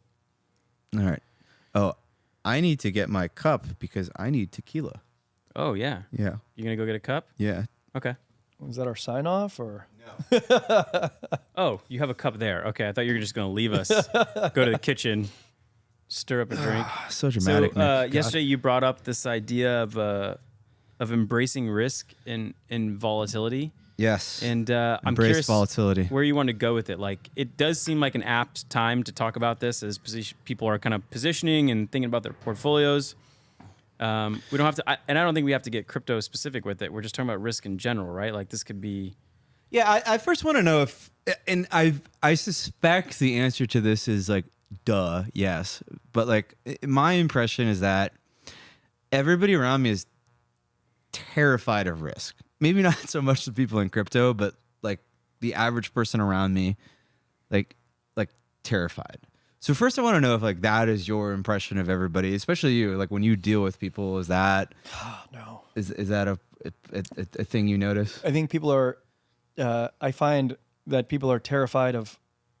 They really come in two buckets. People who are terrified of losses, or people who are like, "Fuck it, I just want to send it." Like, that's the archetypes that I see, to varying degrees, and then within both of those silos are people who are like, no crypto at all, or crypto is okay. It's funny. I used to work at a brokerage firm. You know this, at AG Edwards back in the day. I think I was like 19. It's a long time ago. But instead of asking people, what's your risk tolerance, they would ask, what happens if you lost $30,000 this week? How would you feel? And then they're just like, whoa, what are you talking about? That's money for my house that I'm saving up. That would be catastrophic. And like, asking people about their risk is not the right question to really get to the true answer. So I imagine you have to do a little bit of that, when you're kind of assessing people. That's right. So we're talking about risk, but I feel like what I kind of want to frame it as is like loss aversion, not risk aversion. Right. Because people are there's this inherent bias where making $1,000 doesn't feel as good as losing $1,000 feels bad, and you can magnify that too. So I think that's an issue that affects all of us. I don't think that is like just clients or whatever. I think that's all of us. Like, so I was reading this transcript of an interview between Charlie Rose and Carl Magnuson. Did I have that right? Put the chess player. Magnus Carlsen. Magnus Carlsen. I knew it sounded wrong when it went outside my mouth. Magnus Carlsen. So Charlie Rose was asking about taking risk, and he says he has to be an optimist, almost like a risk taker when he's playing, because if he's fearful of risks, he tends to see threats that are not actually there. And I thought that was really interesting. And he says you have to be a risk taker so you're in opportunity finding mode, not in basically not operating out of fear. And he's a strategic thinker. He has to be. It's a type of game where you have to be. So I don't know. I thought there was something there when it comes to. I think there's something there. Thinking about risk. I think there's something there. So ultimately, like where we'd all like to get to is where we can just like multiply probability times magnitude in our brain and just operate like a robot and be like, okay, well, this Expected value. Yeah, this is the best choice I can make. What I often find in myself, because I also am loss averse, we all are, it's like what I find is I will find an opportunity, and we'll discuss it on this podcast, for instance. I will have made a move and I tiptoe my way into the move because I found it to be positive expected value, but I am afraid that I'm like too soon or whatever. And what I tend to do, I tiptoe in when instead that moment that I found that idea is the best time to actually swing hard. And every other time after that gets less good because like I will tiptoe in, the price moves favorably because I identified a good opportunity, price moves favorably, and now it's like that probability and magnitude is decreased. The expected value is less. So then I swing harder and it's like it's worse expected value. Right. Do you find that? Like this is an issue. Yeah, I mean that's what you and I were talking about yesterday with the Robinhood. Like when you sent me the chart. You were the one who sent me the chart, and I was like, well, you didn't send me the chart. You were like Robinhood, and I pulled up the chart. Save it for Irresponsibly Long. Yeah, we're going to talk about that on tomorrow's Irresponsibly Long if you guys want to tune in on the YouTube in a little more detail. But yeah, there was that voice in my head where it was just like swing. And I didn't like really swing, but like I would have swung, except like I am so long, so many things. Yeah. And there's also a voice in my head that's just like, yeah, you own like 7 stocks. They're all fucking correlated, you moron. Yeah, You can't just crypto, buy, like, crypto, yeah. yeah, you can't just keep buying things that all go up and down at the same time and just be like, it's stupid. But like, so I took a bite. But I guess with this topic, like, I really wanted to put it out there because like I feel like I have lived a life more so than most people that has really embraced risk. And like I don't think I would be where I am today like if I didn't do that. I don't think I would be anywhere near where I am today if I didn't take all of the risks that I've taken. And like a lot of them have been like super painful and a lot of them were bad risks and but like I think especially if you're young, like my perspective, and you guys, I want to get your opinion on this because this is something I'm like putting out there. Like, I think young people don't take enough risk, and I think like when you are young, it's like the perfect opportunity to just swing for the fences and everything. And again, I want to make it clear, risk is not gambling.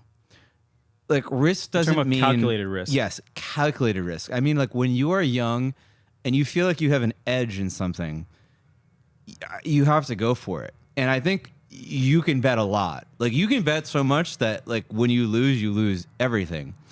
Because it doesn't really matter. You don't have that much to begin with. You have your whole life in front of you. Well, I like you that. know? I like that already because I think that young people have inherent edges. One is time. Another one is like not a lot to lose. Like you can like get back to where you are now fairly quickly. I don't know. Like, it's easy for us to say now, but when you're younger, it feels existential. Like by quitting my job and starting a business, I could lose everything I've built, and it could be not a lot. Now, relative to our terms. But was that correct? I know it felt that way. So I but was I that like correct? getting Nick's opinion on this because risk doesn't mean investment risk. It means all risk. So like starting a business, Yes. like you've I'm talking done, about this broadly. Yeah, you've started many businesses starting Yeah. from a very young age. But there's that inception moment where you make the shift, right? And for me, I thought of it as a necessary risk because like I set goals and I'm sitting there calculating, how much could I make and a salary. How the fuck am I going to hit this? Commission. And it's like, there's no fucking way I could do that. So like in my minds, it was a calculated risk, but to me, I put it in a different category. It was a necessary risk. I had to take the risk because else I just wouldn't hit my goals otherwise. So you have to take that. And I think if you give different scenarios of like starting a business or I don't know, when we went to New Zealand and we jumped off that bungee cord thing or whatever the fuck that was, that's a different type 350-foot free fall. type Fuck of that. risk. And you can apply, to me, there's like, I don't have one risk framework. It doesn't seem to fit, but you give a different scenario and there's a different framework that comes up. Like, for example, jumping off that, what was it called? Bungee swing? It was like the largest free fall drop you could take. The canyon swing. And That in thing is there, gnarly. all the thing kind of goes out the window because then there's this other framework which is like, I'm going to die one day. So that has a different framework than expected value or is this a necessary risk? It was clearly an unnecessary risk to take. Yeah. But then you're Wait, trying but to, what was it though? I don't know, like it's a good point. Do you feel like you gained? Let's just talk about it's totally non-financial thing. You went Yeah. to New Zealand, and if anybody, you guys should YouTube I think it's the canyon swing yes, or the something. canyon swing, exactly. It is so gnarly. and you did that, right? Yeah, Eric and I both did. For Armand's bachelor. Oh, party. Armand did it Yeah. too. It was Armand's bachelor party. That's If you want to sounded like an know, awesome I bachelor always say party. this story when I talk about Eric's, but so they record it. If you want to know the sound someone makes at the moment they're dying, it was the sound that Eric made That was the as he most- was going down. I was the most reluctant to do this of the entire group It's of like, imagine you're falling and right before you hit the pavement, you just go. like, that was the sound. That's he what made. that's the sound he made. It was right before. It was just like I'm like gonna when hit. he jumped off, he just went. yeah, my body died. I told these guys Not even like a scream. I told these guys I don't want to do this, and they're like, "Well, we're all going, and we paid for it." I'm like, "I will pay you double to not go." Like, I just don't want to do this. So eventually I just get up to the fucking platform and we get these two like goofballs that work there that are like, hey man, did you clip the harness in? I was like, what do you mean? Like, what the fuck? They're like, I didn't do the safety check. Did you do the safety check? And then Oh yeah. just like push you off. Yeah, they're like 3, 2, 1, go. I'm like, oh fuck, okay, here we go. And I just jump, and I, like in this exact moment that I come off, I feel just my like soul leave my body. It just goes like, and it's all on video. Yeah. Funny enough, that's what unbelievable. triggered your now wife to be like, you know what? This guy is a what? fucking man. When I first started talking to Mina, she saw that Instagram that I posted the video on my Instagram. She's like, wow, this guy's such a risk taker. I was like, I like him. what? She didn't see the preamble. But yeah, I mean, at that point, you're like, I don't need to take this risk. But there is a part of you that's like, well, I kind of want to like maximize my experience points. Yeah. Do you feel like you gained something from doing that? Yes. But if I'm doing an EV scenario, like I don't like EV scenarios where even 1% is complete loss, which is essentially like death, or like 0.1%. Like you want to avoid irreversible risks in business, right? So like a business is a whole different scenario. I don't like irreversible risks. But in this scenario, it kind of made sense. Like that was an irreversible risk. Yeah, but it had a like, very is low that- probability. Is that irreversible risk any worse than you just getting in your car and driving to work? You know, a good probably point. not. So Good then point. now we're back under the calculated risk framework, because if I probably would have done that math, Right, because I want It's to safer than make driving a sure, car. like if your framework is like, oh, the downside of this is negative infinity. Well, the downside of doing like virtually anything that involves Right. you leaving your house is negative infinity. Right. The question is like, what is the probability of that outcome versus like, what is the probability that doesn't happen times what is that payoff? but also relative to the risk that you take freely. That's what you just mentioned. Like, what's the probability of this thing happen relative to the ones you take freely? I mean, that's cool that you took this, you did this thing you didn't want to do. I can imagine you just sitting there being like, this is fucking stupid. We're gonna jump off a fucking cliff. Like, what are you guys doing? We're You guys are getting idiots. a memory dividend right now. Like Daiwa Zero talks Right. about memory dividends, and You got a wife out of it. I got a wife out of it. It's funny because I remember Armand, as Armand does, he's like giving us this like philosophical pep talk, right? And one element of it was like, you guys, remember this feeling as you step onto the ledge. Remember this like anxiety, this feeling that you don't want to do this, but you can conquer that just by jumping, right? And I remember him saying that to me, but I can't recapture the feeling because like that feeling you could only get by like literally walking up to a 350-foot cliff and jumping. I can't get it back. Like I get the memory dividend, but wait, you can't pull that feeling back? no, because that feeling was immense. Like I can't just To recall me, that. like those visceral moments, like being in Kilimanjaro, doing that thing, I can like recall those and almost feel them without thinking about them. And it's kind of like step back into, was it so traumatic that your brain is like blocked? Maybe it's because I don't want to. Like I don't want to recall it. But I think what I do get out of it is maybe some sort of confidence. Like I've really been on this like theme of confidence broadly outside of this conversation, where it's like, how does an individual like build confidence? And like I know it's so important, and maybe it's just like an aggregate summation of these types of events where you're like way outside your comfort zone, you rise to that challenge and you are okay. And maybe Yeah. that's like how you build that. I don't know. God, like I had my own thing when I was in New Zealand. I didn't do the canyon swing, unfortunately, but I did go paragliding. Oh, shit. Which is probably more dangerous Yeah. than what Yeah, you guys did. You're dead. Because like you just strap yourself to some guy. He just runs off a cliff, and then you You just also have to float. run. You can't stop running. Yeah, and you're just like, come on, legs, and it's weird because like that probably it still felt really scary to me, but it probably felt less scary than what you did. But in actuality, what I did was probably like way more dangerous. But there's something about there's something in your brain that like wants to sort of look death in the face in a way and dodge it, and then it's like so exhilarating, and it just makes you feel so alive. It's almost like you were designed to do that. Like I don't know if like, especially for men, I wonder if we have this tie to when we used to like hunt, and you used to like look like a saber-toothed tiger in the eye, and just like you and your buddies are just freaking spirit or something, and like that was just like a thing you craved, and it made you. Like, we don't have that in the modern world in the way we used to. I think it's like those experiences are not that. I think they're a cure for the modern world. Like you can't get out of your head these days, and like you can go sit and meditate for a while, but most people don't want to do that. But if you do something that piques your adrenaline, that pulls in 100% of your focus, you're out of your head. You're fully in the moment. And some people, you call them adrenaline junkies. Like, why do you keep jumping off these cliffs? Why do you go spar like 3 times a week and you could get beat up? Like, why do you do that? And you're like, well, during that time, I forget everything. And this is the only thing that matters. And maybe after the fact, you get a little dopamine boost from kind of having that.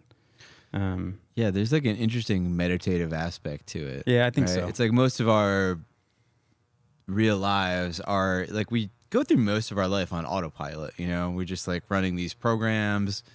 It's like a psychological phenomenon called like click whir, where you just like these click Trigger, whir, yeah, and then the like pattern The runs. algorithm is going. Yeah, and that's like most of your day. Like you probably there are times where like I end up like in my kitchen in the morning like pouring tea. Like, wait, what did I just do? Do you guys like, ever have positive, and we'll get back on the risk talk in a second, but do you guys ever have positive habits where you are trying to get a positive habit and you do it and it was hard and then you kind of try to lock in the like positive feeling?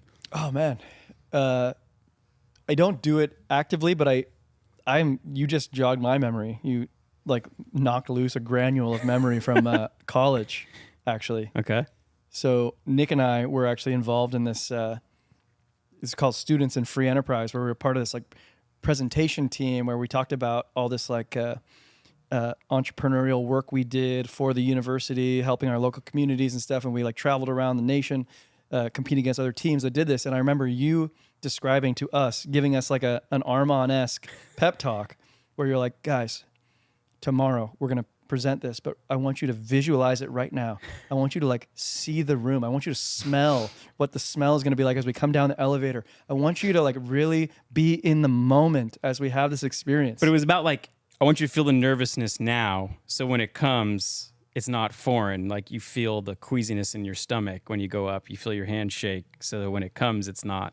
Absolutely, but Yeah. I think it's like, maybe that's jumping in front of the click whir of the nervousness that you get when you're presenting. Yeah. So you're trying to like interrupt that pattern. Or I don't know. I feel like it was very valuable. Anyway, I think like I did that this morning. Like, I got to the gym. I was fucking wrecked, and I was like, "This is not cool. This workout was very hard." And I was like, "No, lock it in. Like, do a little like whatever feels positive, confident. Like you just like feel that feeling after you do the hard thing. That's a habit you want to develop, and then hopefully it, I don't know, continues." But anyway, let's go back to the risk conversation, because like I have a lot of questions. When it comes to risk, does your ability to affect the outcome change how much risk you take? So, for example, my best example is like in a business, I feel like it's mostly internal locus of control. Like it's me who decides if we actually hit the goal or not, if the risk turns into reward. Whereas, jumping off the bungee cord, it's really on, well, did the fucking guy clip us in It's all correctly? these exogenous factors. Or even like in investing, like Is the these market going up and down? Yeah, Whatever. yeah. So I don't know. Do you find that your risk framework changes based upon whether you may not have it, but you feel in control? I mean, if you're talking about like a purely like a trading perspective, like I never feel in control. Like I'm not in control of the market, Right. No, but I think there's like a degree, because like I think that your TA approach to investing is like seeking that, where it's like, no, I'm in control of these entry points, and like here's how the charts usually play out. And then like my fundamental analysis is like, well, I know what this business is ultimately worth. So if I can get it at a discount to that intrinsic valuation, then like I can sort of like have this internal locus of control, which we don't actually have, but it like gives this sense of it maybe. I mean, in all things where you take risk, I think you have like control of certain things that you do, certain preparation that you have, right? Like this is true in poker, right? Like you have control over the analysis you've done, you have control over like the starting hand you play and the bets you make and everything. But like ultimately there's this part of it where you go all in and they turn up the cards and there's like nothing you can do. And it's a similar thing in trading. Like you have control over the preparation. You can sort of identify, you back test your setup. You can know this thing works here, this thing doesn't work here. But like ultimately, like you can't really control what happens. Like you just sort of put yourself in a situation over and over and over again where you've stacked the odds in your favor. But you have to be comfortable like letting go. Like people who are obsessed with control don't take risk, because they can't stand the idea that they don't have control for a second. Like you have to embrace letting go. But I would probably say that Nick feels that same way, because ultimately you're at the whim of PayPal to give you your money, or your customer to like have that credit card not bounce or whatever. But you could still go into risk management role. You're like, okay, like how much can they take? How much cash is that? Does that actually go turn us to zero? Same like with trading. Do we have to lay people off, or like is that same like with just investing, a where you can like little bump? limit your downside? You know what you're going in with, etc. I find, we're talking about people who take more risk, but I find those people that would generically be called risk takers are actually not as risky as you think. Because then you dive in, like we dive into your trading, you're prone to the market on 5-minute swings, 5-second swings. But if someone interviewed you about it, they would be like, this guy's not risky at all. Like he's got like this whole framework of risk management. And I would think that most entrepreneurs, most rational, thoughtful entrepreneurs are actually not that risky. They've thought everything through. They like de-risk the business in stages. They don't just go all in. So I don't know. I think sometimes you could look at people like, wow, that guy's fucking risky, but maybe that's not the case, you know? Adeptus Crypto tipped $50 says that he goes, thank you guys for all the alfalfa. Adeptus Crypto, salute to you, sir. Adeptus, thank you for the donation. Another Discord friend. Yeah, thank you for all the alpha and the alfalfa in the Discord, my friend. We love you. We love you. Do you think that risk is sort of synonymous with growth in a way? I think like if you take human beings or like all animals to like the very basic level, right? Like if you look at evolution, it's basically you have these systems, and then the system like has stress put upon it, and then it sort of adapts and grows.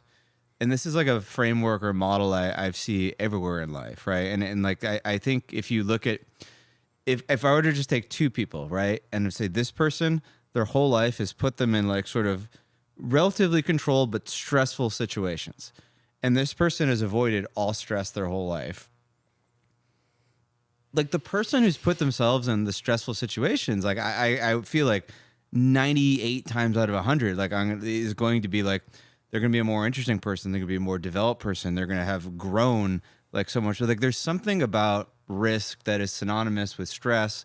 It's a stress you put upon yourself and a system, and it makes you adapt and change and grow, because you have to be, you get like broken down in a way, right? And then but you don't die. It's like what doesn't kill you make you stronger. Like a little part of you like breaks down. This is especially true when you're younger. Like the main reason to take risk when you're younger is to learn things. It's not even to make money.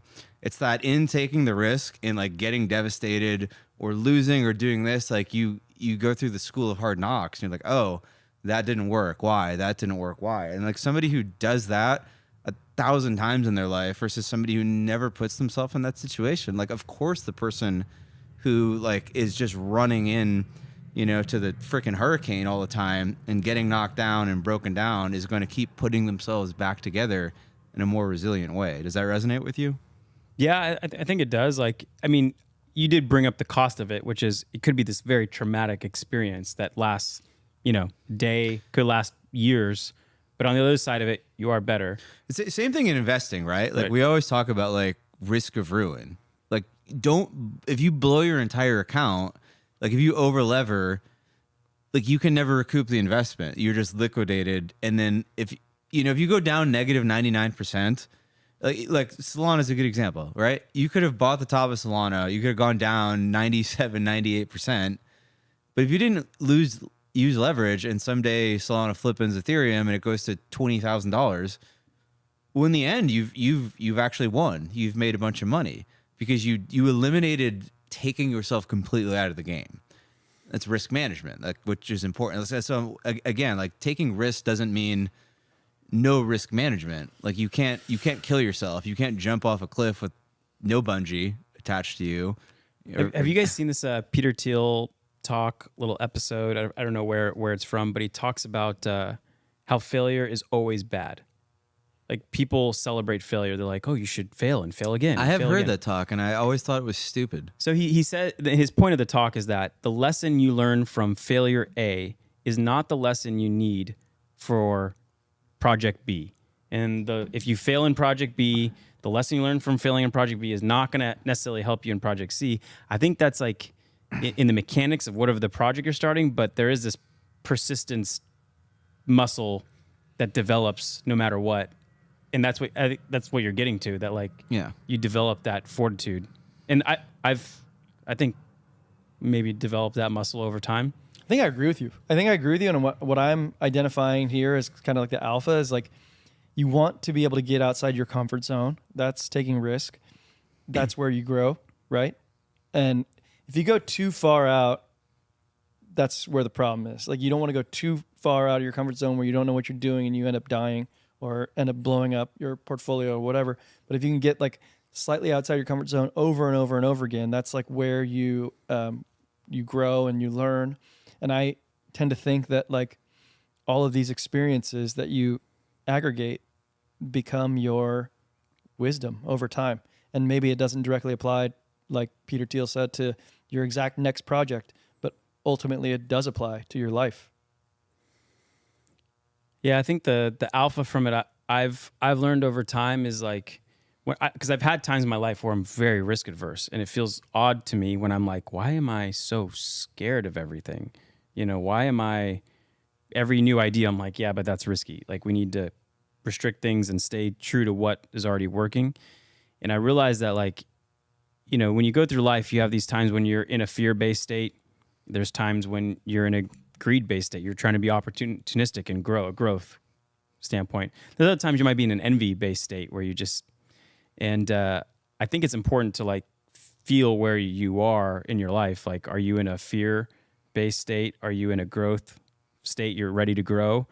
Do you feel envy? And then try to figure out, if you aren't taking enough risk, you feel like you're too inside your bubble, ask yourself, are you in that growth or By the way, fear can I mindset? just go back to Peter Thiel? What he said was so stupid. I just want to like, because even like, Jocko, part 2.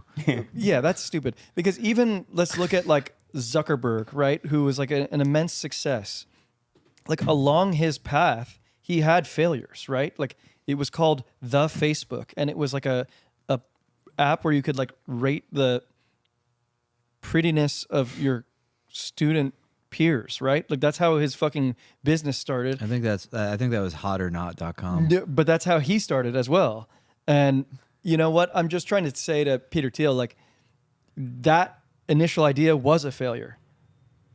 So anytime you try something new, there's going to be miniature failures along the way, and you use those to grow. So like, that's stupid. I don't know.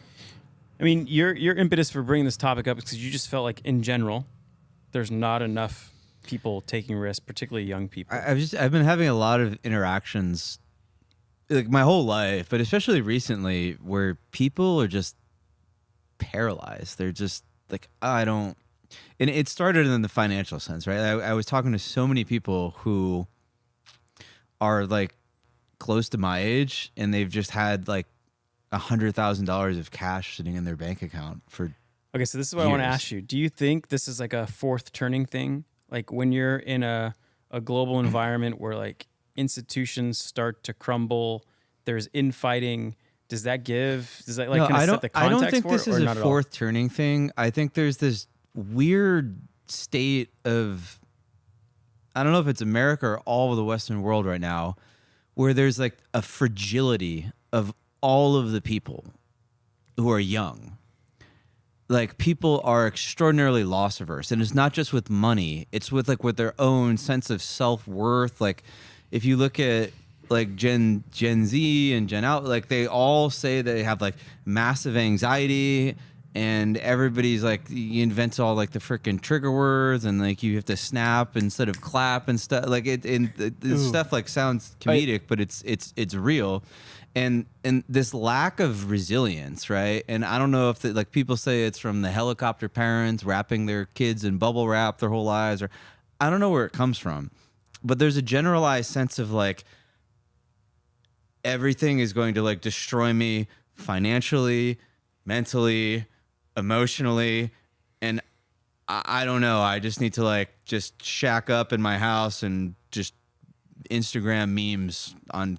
And I'll just like cope that way, but it's ridiculous, and it extends into the financial realm. Obviously, like if you can't deal with like the hard truths about life and yourself, like of course you can't like invest. Like losing money is like really hard. I think you're convoluting several things, and I'll just try to focus on one of them. One of them is that in finance, I know this because back when I was in San Francisco, I used to grab drinks with the founder of NerdWallet. You familiar with that website? Oh yeah. Oh yeah. Okay, NerdWallet guy and I would get drinks, and How rich is that guy? I don't even keep in touch with him anymore. I have no idea. Probably rich. You should. He's probably got a nice yacht. Okay, but at the time we were talking, I was like, man, I had this like real deep desire to give sort of like financial literacy education to others, and he's like, cool. Like we also want to do that as a part of NerdWallet. We want to have like this canonical content that says like, here is like the smart way to approach your investments. And when I started going down that path, what I found was sort of exactly like Steven says, where it's like what I wanted to suggest to people, everyone's like, that's a terrible idea. That's scary.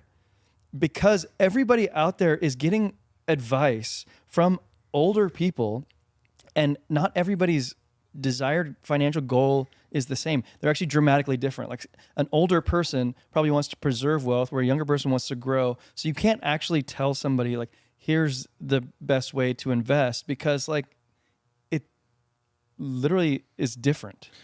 But I get the other sense that the younger, let's say the generation younger than us, is actually even further out in the risk curve. Like the fact that meme stocks have existed. There's a bifurcation. Like I'm speaking too broadly for sure. There's people who are just sitting in cash, and then there's people who are just like basically it's just financial nihilism, and they're just like nothing. Who cares? I may as well just gamble on meme stocks because I can't make it.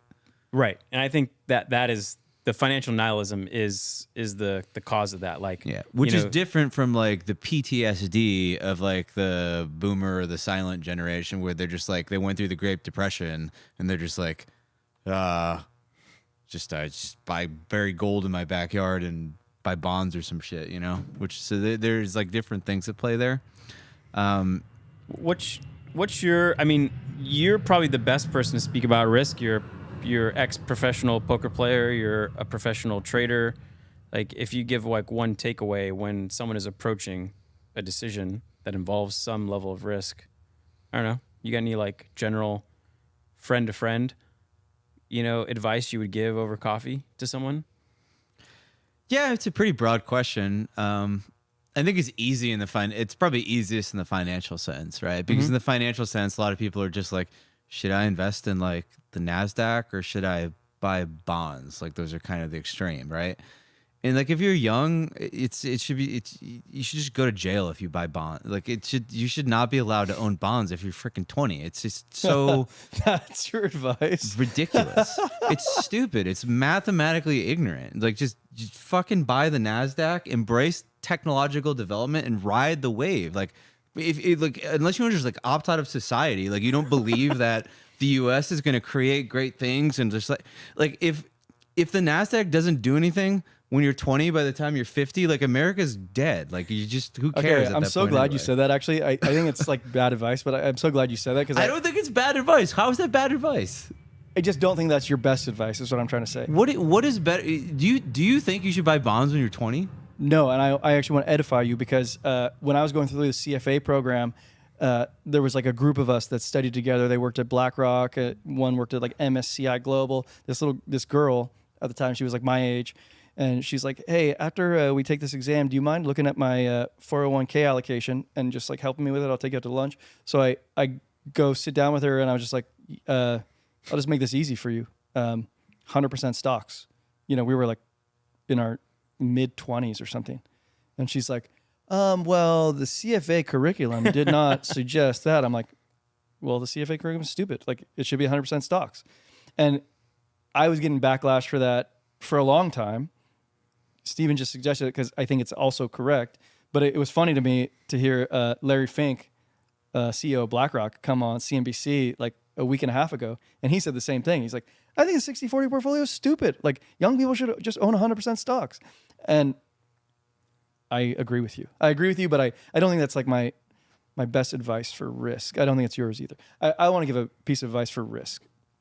I don't know what's wrong with that advice. It was good advice. Okay, so That was just my starter advice, by the way. Okay, starter advice. When I first started Scope Wealth Management, I was this cocky little shit. I still am. But I go to this like family friends Christmas party, and there's like a lot of finance people there. One's like this hedge fund manager, actually former hedge fund manager. I think he blew up. He blew up his hedge fund. Oh shit. And I was talking to him about like these picks that I like, and I'm all cocky and everything. And he's like, "Okay, so what's your exit?" And I was like, "What do you mean?" I'm like, I'm giving you my picks." He's like, "You shouldn't be talking to me unless you have an exit before you, like, you should have the exit already in mind when you invest." It was that advice coming before. from a guy who blew up. And I was like, this is probably wisdom. I'm not going to take it. Yeah. So I think that just rings in the back of my mind. Your advice is good for traders. No, I think it's good for everybody. No, Like, it's not good for everybody. Nobody should be buying the Nasdaq thinking about when they're going to exit. No, that's what he's saying. You don't do that. It's like he received anti-wisdom.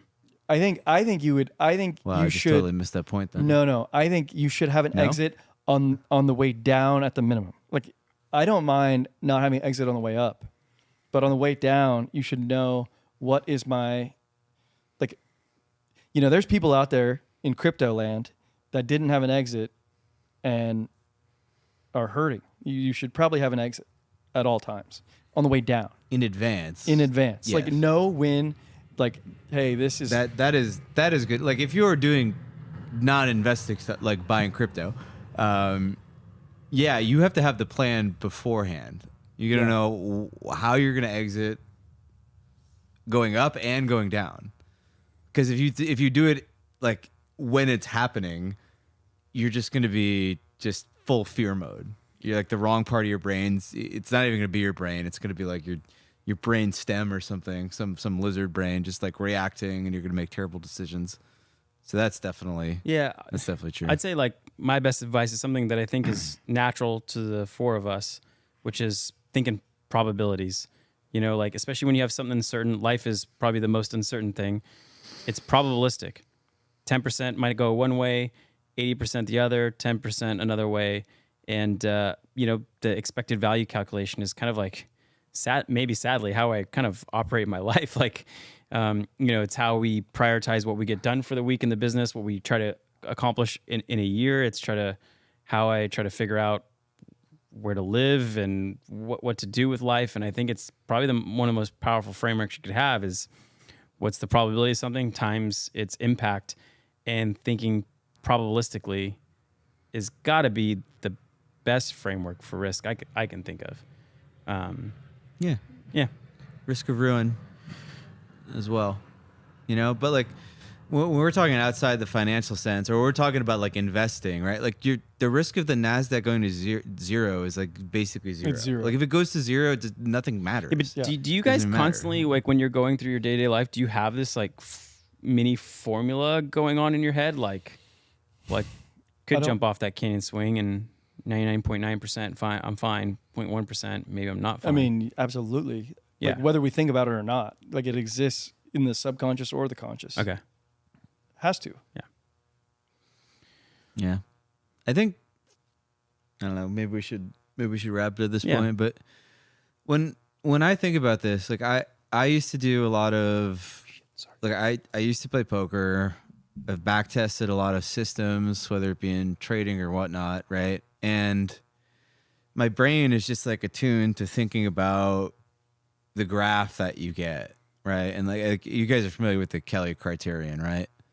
Yeah, it helps you with bet sizing. Yeah, the Kelly criterion is basically a formula for calculating your bet size depending on your edge, right? Like, and there's like an optimal, if you know what your edge is, there's like an optimal bet size to maximize your gain.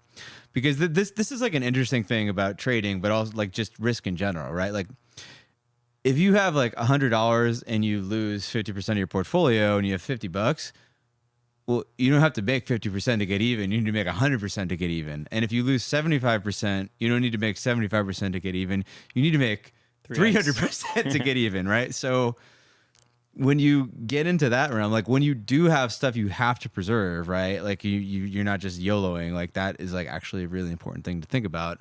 But like when I did these calcs, right? Like you look at the graph and in the short run, it looks like random. Number goes up, number goes down, number goes up, number goes down.